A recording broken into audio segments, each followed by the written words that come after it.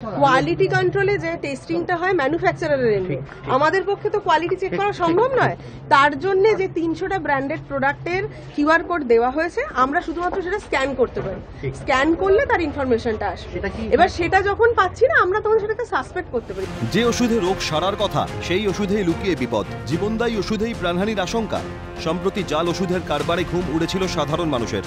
বাজার চলতি লাখ লাখ ওষুধের ভিড়েই মিশেছিল ভুয়ো ওষুধ। ময়দানে নামে রাজ্য ড্রাগ কন্ট্রোল বোর্ড।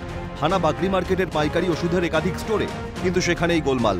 নির্দিষ্ট কয়েকটি ওষুধ স্ক্যান করেও কোনো তথ্য না মেলায় শুরু ধরপাকড়। বাগরি মার্কেটের সূত্র ধরেই কেষ্টপুরে রাজ্য ড্রাগ কন্ট্রোলের অভিযান। উদ্ধার বেশ কিছু সন্দেহজনক ওষুধ। তবে পরীক্ষা করার আগেই জাল বলে সংগৃহীত ওষুধগুলিকে দাগিয়ে দিতে নারাজ ড্রাগ কন্ট্রোল বোর্ডের আধিকারিকরা। এই রকম ইনভেস্টিগেশন আমাদের লাগাতার করতে হবে, এটাই করতে হবে, কারণ এখনই আমরা কোনো সিদ্ধান্তে পৌঁছাতে পারছি না যতক্ষণ না এর সার্বিকভাবে টেস্ট রিপোর্ট পাবো এবং ওই সমস্ত যে সমস্ত পারচেস পয়েন্ট, সেই পারচেস পয়েন্টের রিপোর্ট ঠিক জেনুইনিটি আসবে। যে সাপ্লায়ার থেকে মানে ওয়েস্ট বেঙ্গলের বাইরে অন্য রাজ্য থেকে তো এসছে, আমরা সেখানে চেন সিস্টেমে ট্র্যাক করে আমরা বুঝতে পারবো যে সেটার হিস্ট্রিটা কি।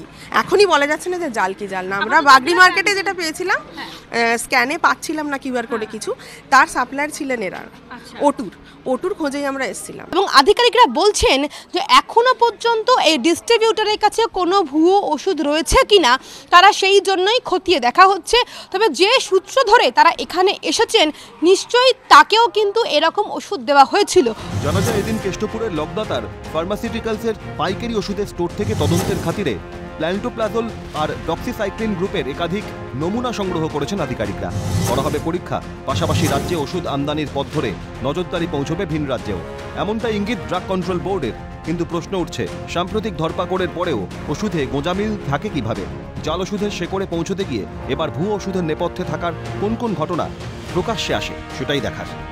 ক্যামেরা সঞ্জীব চক্রবর্তীর সঙ্গে দীপাঞ্জনা সাউ ও শুভদীপ মান্নার রিপোর্ট, ক্যালকাটা নিউজ।